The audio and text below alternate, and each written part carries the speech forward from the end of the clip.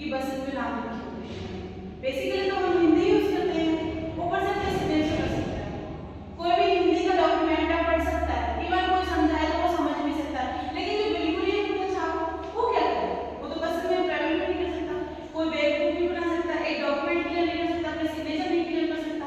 लेकिन एटलीस्ट अगर 614 ईयर्स तक भी पढ़ जाए तो भी काफी सफिशिएंट रिजल्ट आ सकते हैं। यानी मेन भारत का ये नहीं जो ये काम करना था कि सारे ही एजुकेटेड होने चाहिए। मेन ये था कि कोई भी अनपढ़ ना रहे।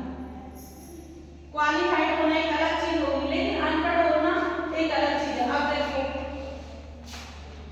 अगर हम सीधा ही समझाएं, यहाँ पर हम पढ़े लिखे की कैटेगरी लेते और यहाँ पे लेते हैं वन, ठीक है, और यहाँ पे हम जो ये काम कि यार ये ना तो क्या है इनके पास हायर एजुकेशन है और ना ही ये बिल्कुल अनपढ़ है। अब ये जो पढ़े लिखे हैं इनके पास क्या होगी हायर एजुकेशन, इट मींस आप लोग ग्रेजुएट, पोस्ट ग्रेजुएट, ठीक है, बीए, एमए, ठीक है, हम प्लस में कोई भी मान लीजिए, लेकिन ये बिल्कुल जीरो में होगी। अब इनके कंपैरिजन में अब आप खुद अंदाजा लगाना बेटा इस टेबल से देख के, ठीक है। अब इस टेबल में क्या दिखाई देगा आप लोगों को, जो हमारा इंडिया है। अब मुझे ये बताओ, क्योंकि हम वुमेन्स की बात करते हैं, उसमें ये ज्यादा है, ये ज्यादा है या फिर ये ज्यादा है, ये या 6 5 4 है ना 8 या 10 तक का मान। अब तुम खुद बताओ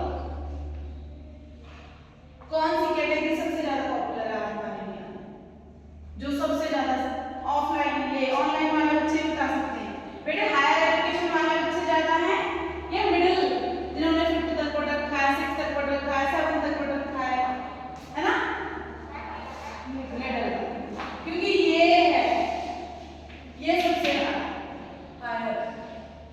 क्यों? आपने देखा होगा कि इंडिया में 56 तो मिल ही जाती है, जैसे मेरी मम्मी 10 है खुद की मदद, ठीक है। तो ये है, अब ये वाले तो सारे हम ला नहीं सकते, सबको ग्रेजुएट नहीं बना सकते, ठीक है, ये थोड़ा मुश्किल है।